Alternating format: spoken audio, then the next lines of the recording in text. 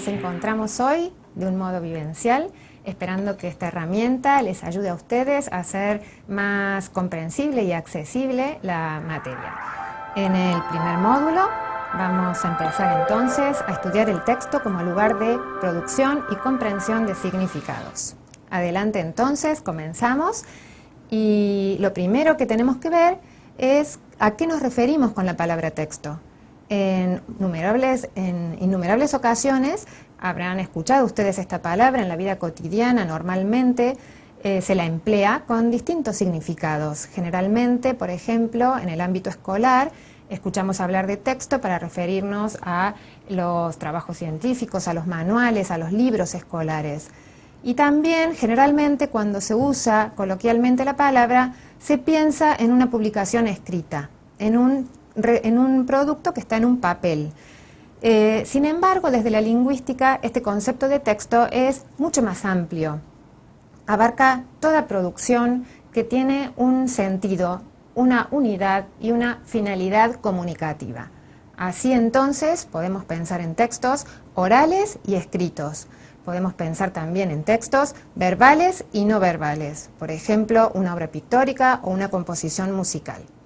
Ahora bien, hemos dicho que el texto se caracteriza por el sentido, por la unidad, por la finalidad comunicativa. Entonces, si nosotros escuchamos una sucesión de ruidos o de sonidos, eso no constituye, por ejemplo, una música, una obra musical, o una sucesión de dibujos o manchas tampoco constituye un texto pictórico. Lo mismo pasa con los textos escritos. Una sucesión de palabras o de fragmentos, por ejemplo, en un examen escrito, si pasamos a hablar de un tema a otro, nos vamos por las ramas, vamos salpicando y saltando temas, eso no condice con la cualidad que define a los textos. ¿Qué es entonces un texto? Es, para ir resumiendo y retomando, una unidad comunicativa que tiene sentido completo, por un lado. Es también producto de la actividad humana. Eso es también lo que determina un aspecto clave de la definición. Busca transmitir un mensaje, es decir, que todo texto conlleva una finalidad. Posee sentido completo, es decir, se puede hablar de coherencia, de lógica detrás de ese mensaje. Y, por último, hay un aspecto fundamental que es que el texto se completa con los aportes que provienen del contexto. Ese contexto que no es solamente el entorno de espacio y de tiempo que rodea esa producción comunicativa, sino también el contexto ideológico, es decir, todos aquellos conocimientos, los saberes, las ideologías, la visión de mundo que se tiene en un momento determinado y que convoca a emisor y receptor en una comunicación. Todos esos elementos participan para completar el sentido, el significado que tiene un texto en un momento determinado. Veamos un ejemplo. Tenemos aquí justamente una historieta. Una historieta que es un texto que combina los códigos lingüísticos e icónicos. La leemos un momento. Vemos allí un camión visiblemente ostentoso, enorme, con aspecto de fiera temible, y un personaje, una persona, un humano, pequeño y asustadizo. El texto lingüístico proviene del camión, de este personaje fuerte que dice: amigo mío, pasaba para saber si necesitaba algo. Tanque lleno, por favor. Un cambio brusco de sentido. ¿Qué pasa aquí? ¿Cómo hacemos para entender el sentido humorístico, irónico que puede tener este texto gráfico publicado por un periodista en el diario Los Andes de Mendoza? Se ve claramente que este texto hace referencia a una situación, a la información de actualidad que existe acerca del conflicto libio, el conflicto que se da en este país árabe ubicado en el norte de África. Aquí tenemos dos personajes que icónicamente están bien identificados. El árabe vestido como tal, el camión está identificado, por ejemplo, por sus patentes. Si vemos bien, tenemos allí una patente de la Comunidad Europea, de los países que nuclean a la Comunidad Europea, y otra patente menos conocida, pero que se refiere a la OTAN, la Organización del Tratado del Atlántico Norte. Precisamente los países occidentales capitalistas, las grandes potencias que en este caso activan en nosotros una serie de conocimientos o de saberes que tenemos previamente sobre la relación entre estos dos tipos de personajes, los occidentales, el mundo árabe, Libia, que tiene este bien preciado, el petróleo, que es algo que desean los otros países. Evidentemente, si además insertamos esta información en el contexto de actualidad, en el contexto de información de actualidad, donde se publica una viñeta humorística como esta, nos damos cuenta de que hay un sentido adicional que el texto nos transmite y que va más allá de lo que está puesto allí explícitamente. Hay un mensaje de denuncia, un sentido crítico al interés que ponen estos países occidentales por mediar, por ejemplo, amistosamente, buscando una supuesta ayuda para resolver conflictos árabes en este país, Libia, cuando en realidad ese cambio de tono, tanque lleno, por favor, y esos elementos que aparecen también icónicamente en el dibujo del camión, nos están mostrando que hay un interés diferente que por lo tanto convierte al texto en una muestra de la manipulación por parte de esos países occidentales en la supuesta ayuda. Hay un elemento más que me gustaría resaltar en lo que es la definición de textos.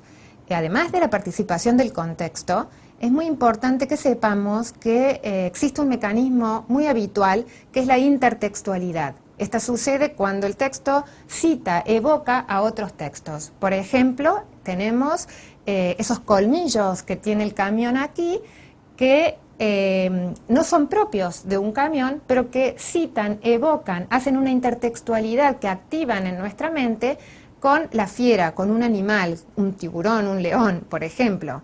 Pero además, si vemos de nuevo el texto, vemos que el árabe se ubica en un lugar que está señalizado con el cartel Estación Libia Libre. Eso nos recuerda también intertextualmente, este mecanismo de intertextualidad, a la famosa Cuba Libre, supuestamente defendida por los norteamericanos, otra potencia occidental de la que se critica el aprovechamiento sobre un país latinoamericano.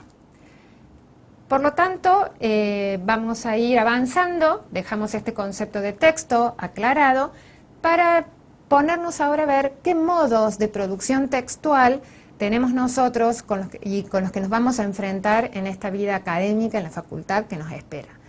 Vamos a presentar por eso, en primer lugar, dos grandes modos de producción, la escritura y la oralidad.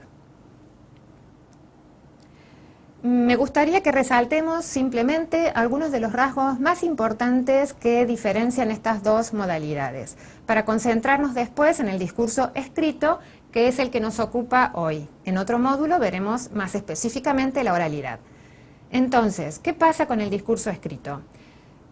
Nos damos cuenta, por nuestra propia experiencia, que cuando hablamos de escritura se trata de un texto que es reflexivo, porque tiene una instancia previa que, aunque sea por unos segundos, nos permite pensar sobre qué vamos a escribir, a diferencia del discurso oral que va saliendo, que tiene ese rasgo de espontaneidad. En cambio, en el escrito el pensamiento le precede. El discurso oral, por lo tanto, es imprevisible en su orden en algunos momentos, a menos que el esquema sea sumamente aprendido, pero tampoco se puede garantizar. El discurso escrito, por el contrario, sí que permite un orden estratégico. Las ideas pueden precisarse antes de ser dichas. En cambio, en el caso de la oralidad, el proceso mismo de la expresión nos puede inducir, como hablantes, a cometer errores. Sin embargo, también el discurso oral tiene una ventaja. Si bien durante la marcha y en esa simultaneidad puedo cometer errores, puedo equivocarme en esa organización, también puedo corregir sobre la marcha a medida que avanza el discurso, algo que no ocurre con lo escrito. Una vez que está fijado, ese es el mensaje que queda y con el que el lector se encontrará cuando reciba el escrito. El mensaje, por lo tanto, en los textos escritos se fija en la palabra y además en otros canales de comunicación que son más escasos. El papel, el modo de llegada de ese texto y en algún caso también el diseño y la tipografía colaboran para definirlo. En cambio, en la oralidad el mensaje se completa por muchos más canales, que son no solamente verbales, sino también no verbales, como veremos en el siguiente módulo. Por lo tanto, ¿qué pasa con el oyente que participa de esa comunicación?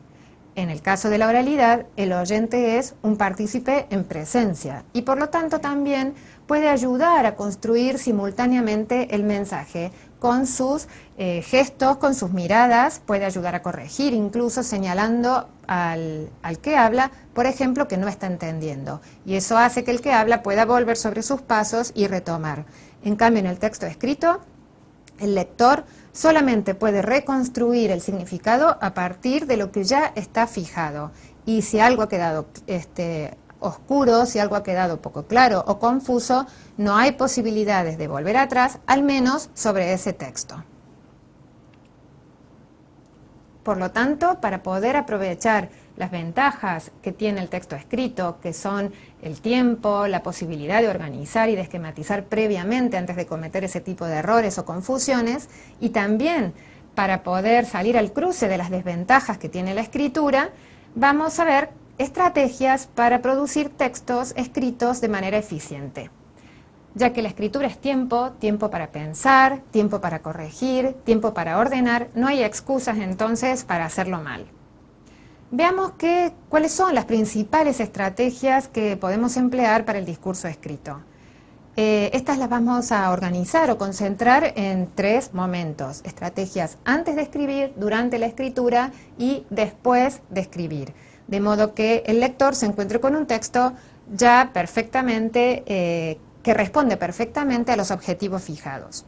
Antes de escribir, lo primero que hay que tener en cuenta es cuál es el tema y el alcance del tema que vamos a desarrollar. Por ejemplo, si nosotros decimos que vamos a hablar de la cultura, ese tema es inabarcable, es interminable. Nosotros tenemos que precisar qué aspectos, hasta dónde vamos a hablar sobre, por ejemplo, ese tema puntual de cultura, y acotar. Tendremos que tener en cuenta también al destinatario. ¿Qué tipo de persona es a la que le voy a dirigir mi escrito? ¿Es un texto formal o es un texto que voy a enviar dentro de un ámbito familiar? ¿Cuál es el objetivo que quiero conseguir con ese texto? ¿Qué quiero que produzca en la persona que lo lee?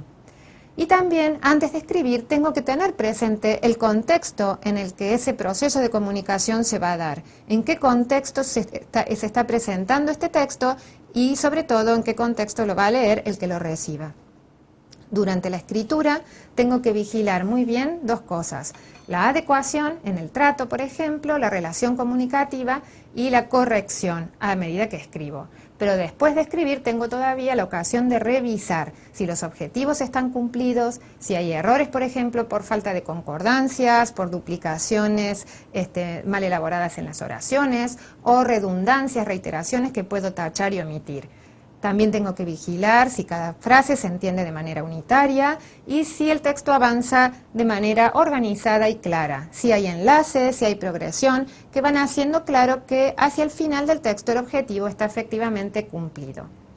Leemos simplemente un ejemplo que se supone, no es un ejemplo real, que saldría en La Voz del Interior. Pongamos por caso que una universidad en una provincia del norte del país, cualquiera sea,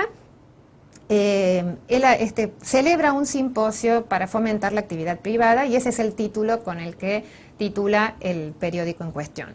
Y entonces dice así: en la Universidad de se inauguró ayer el simposio Nuevos Emprendedores. Con una conferencia de tal y tal, abrió el simposio. Hubo un acto en el campus después de la conferencia, donde todos asistieron entusiasmados para recibir su credencial y comenzar las actividades. Así pudimos ver que el tema era súper interesante, a juzgar por la cantidad de público que atrajo. Vemos, si hacemos en una etapa de revisión una corrección de los principales errores que este texto tiene, que hay varios defectos. En primer lugar, el contexto del periódico, del texto informativo y formal, hace que algunas cuestiones que están aquí no sean correctas. Por ejemplo, ese desenlace, que el tema era súper interesante. Una palabra informal que no corresponde al contexto. También vemos que hay repeticiones. Se inauguró ayer el simposio, con una conferencia de tal abrió el simposio. Esto se resuelve, por ejemplo, con la unión de las dos informaciones. En la universidad tal y tal se inauguró ayer el simposio Nuevos Emprendedores con una conferencia de tal persona. Son ejemplos bastante gráficos y sencillos donde podemos ver cómo al releer nuestro texto podemos revisar, corregir y mejorar cuestiones que no han quedado suficiente y debidamente claras. Vamos a dejar entonces un momento de pausa antes de lanzarnos de nuevo sobre cualidades del texto que tenemos que trabajar mucho más concretamente.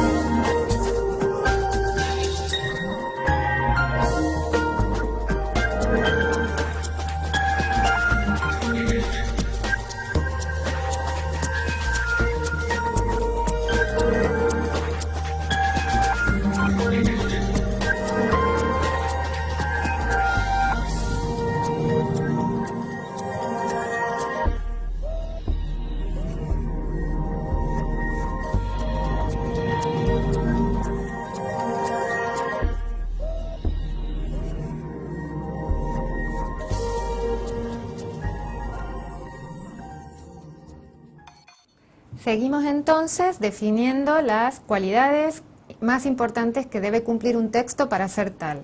Habíamos visto que la unidad, el sentido comunicativo total, es lo que radicalmente diferencia o define un texto. Por lo tanto, estamos hablando de dos cualidades esenciales, la coherencia y la cohesión. Vamos a empezar con la coherencia. Esta es una cualidad que asegura la unidad semántica. Este concepto significa significado, es decir, es una característica que se asienta en los temas, en los contenidos del texto. Se basa, por lo tanto, en la correcta selección y organización de esos contenidos alrededor de un tema eje central y global que en la manera ideal, más perfecta, sería la que estaría anticipada y referida en el título. Un texto coherente, por lo tanto, presentará una sucesión lógica de los contenidos, asegurando así que la información nueva que se va añadiendo en cada frase, en cada párrafo, se está vinculando con la anterior. Es muy importante para poder redactar un texto coherente tener presente el tema total antes de ponerse a escribir. Vamos a ver un ejemplo de coherencia, de cómo se desarrolla la coherencia en un texto en el que está dada de manera correcta. Dice así, es un texto periodístico que cuenta la tormenta de unos días pasados. Y dice así: tras vivir un día muy caluroso, con una sensación térmica de 43,2 grados a las 15, llegaron esta tarde-noche fuertes tormentas aisladas en Córdoba, principalmente en el centro y sur provincial. En efecto, intensas precipitaciones, acompañadas con ráfagas de viento, afectaron a las localidades de la zona, como en Tío Pugio y Jesús María. Me detengo un momento en esto. El primer párrafo se puede sintetizar con un tema: llegaron fuertes tormentas a Córdoba a causa del intenso calor. El segundo párrafo nos añade una información nueva: ¿cuáles son los lugares más afectados de la provincia? Esa información nueva se puede ver claramente vinculada a la anterior. Se refiere a los lugares y a las afectaciones a causa de la lluvia ya mencionada. Lo mismo el tercer párrafo, que da paso en detalle a cuáles fueron los inconvenientes ocasionados: calles inundadas, árboles caídos, cortes de energía eléctrica. Por último, el párrafo final sigue añadiendo información en el mismo sentido global en el que se ha planteado hasta ahora el tema. Se pide máxima precaución al circular por las rutas provinciales, a causa de los árboles caídos y la baja visibilidad. En la autopista Córdoba-Rosario se debieron realizar cortes preventivos. Ese pedido de precaución, entonces, se refiere a los efectos de la tormenta. Todo esto ya mencionado en los párrafos anteriores. De ese modo, estamos frente a un texto que plantea de modo coherente, claro y ordenado todas las nuevas informaciones en torno al mismo eje, al mismo contenido central. Vamos entonces a ver en qué consiste la cohesión y cómo ésta está directamente vinculada a la coherencia ya mencionada. ¿Por qué? Porque un texto bien cohesionado es un texto que ayuda a la coherencia.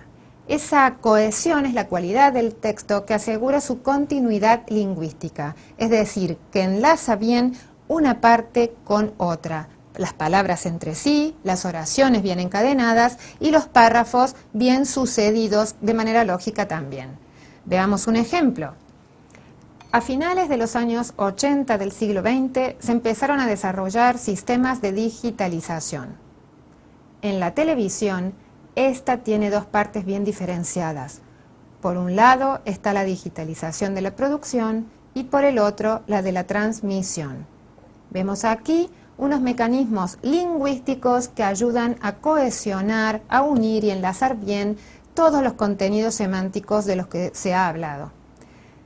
Decimos que empiezan los sistemas de digitalización y en la televisión esta tiene dos partes. Esta como pronombre se refiere a un sustantivo mencionado anteriormente, la digitalización, claramente. Ese pronombre es uno de los mecanismos que ayuda a la cohesión del texto, que nos permite pensar y sentir que la información nueva que se está añadiendo está directamente relacionada con la anterior, y esto gracias a estas palabras, a estos mecanismos lingüísticos que vienen a dar enlace a una parte con otra. Hay algo más. Tenemos, por ejemplo, en el texto que acabamos de leer, como por un lado está la digitalización de la producción, por el otro está la de la transmisión. Cuando decimos por un lado, por el otro, también estamos en presencia de dos mecanismos lingüísticos, que son los conectores, que nos están anticipando esta información nueva relacionada con la anterior en dos sentidos bien determinados y además relacionados entre sí. ¿Quién los pone en relación? Estas palabras. Por eso decimos que la cohesión se asienta en mecanismos gramaticales y lingüísticos. Ahora bien, ¿basta con poner elementos, palabras que son típicas de la cohesión para que el texto esté bien unido y sea por lo tanto coherente? Veremos que no. Vamos a pasar a un ejemplo donde exageradamente vamos a hacer notar que no basta con mezclar mecanismos de cohesión para conseguir esa unidad. La lluvia trajo problemas a la provincia. Córdoba está en el centro del país. En Argentina hubo elecciones recientemente y la candidata ganadora acaba de reunirse con los líderes del mundo. En el mundo también hay problemas. Aquí se ve, en un ejemplo absurdo si se quiere, cómo la provincia, que se refiere a Córdoba está en el país, que es Argentina. En Argentina suceden cosas que están en el mundo y en el mundo suceden otras. Es decir, tenemos unos mecanismos de cohesión lingüística, pero que de ninguna manera nos están permitiendo hablar ni de que hay coherencia, ni de que hay, por lo tanto, texto, es decir, sentido, finalidad comunicativa. ¿Cuáles son esos mecanismos de cohesión que ustedes ya habrán podido ver en la lectura, pero que ahora repasaremos?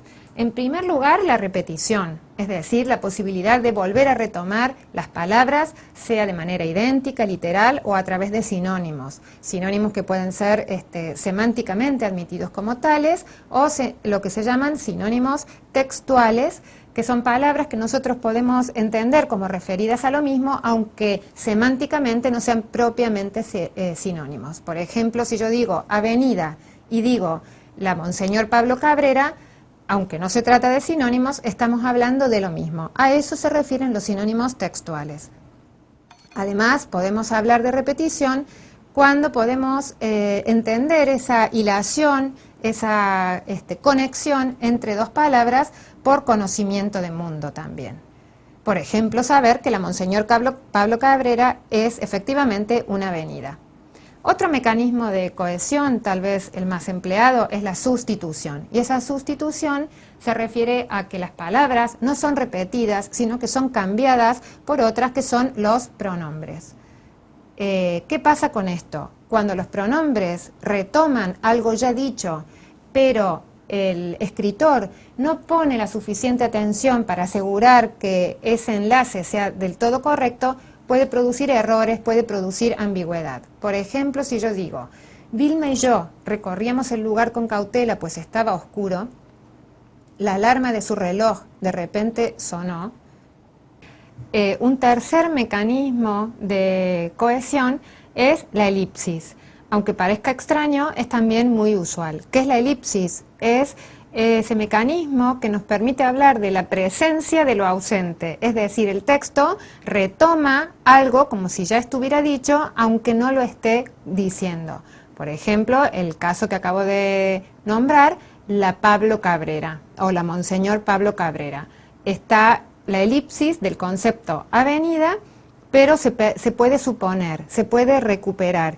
Y el texto mismo la evoca, la hace presente, gracias al contexto lingüístico en el que está inmersa esa expresión y además porque antes también ha sido nombrada. Por último, otro de los mecanismos de cohesión es el de los conectores propiamente dichos, también llamados enlaces. Los conectores son muy importantes porque anticipan al lector el sentido de lo que va a venir. Por ejemplo, si alguien dice estudié pero, se supone ya un sentido de lo que sigue a continuación de esa frase. Seguramente alguna información poco favorable, o por lo menos que se puede captar en sentido contrario de lo que se espera de haber estudiado. Y esto nos permite hablar de distintos tipos de conectores. Conectores adversativos, por ejemplo, que son estos, como el pero, que ponen en contraposición dos ideas, estudié y no me fue bien. También tenemos conectores aditivos, como el además, tenemos conectores consecutivos que indican una consecuencia, conectores causales.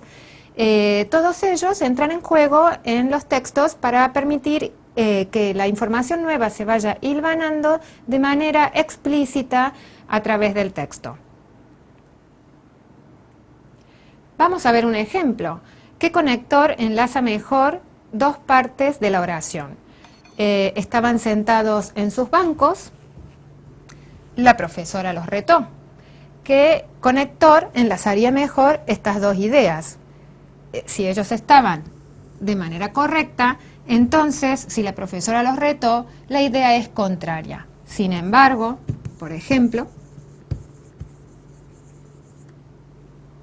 a pesar de que estaban sentados en su banco, la profesora los retó, sería otro conector que iría, por ejemplo, en otro lugar. Pero si tenemos que estaban sentados en sus bancos, y la siguiente idea es, estaban cómodos,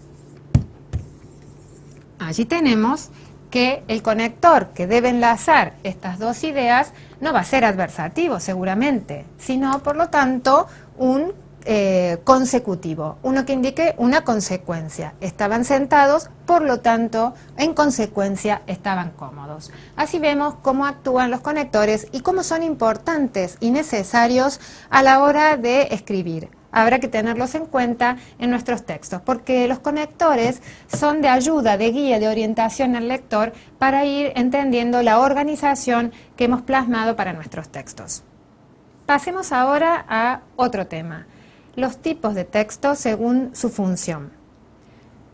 Ustedes habrán leído ya en los módulos el tema de las funciones textuales, cómo éstas dependen de cuál de los elementos del circuito comunicacional está más enfatizado, está puesto como preponderante por encima de los otros.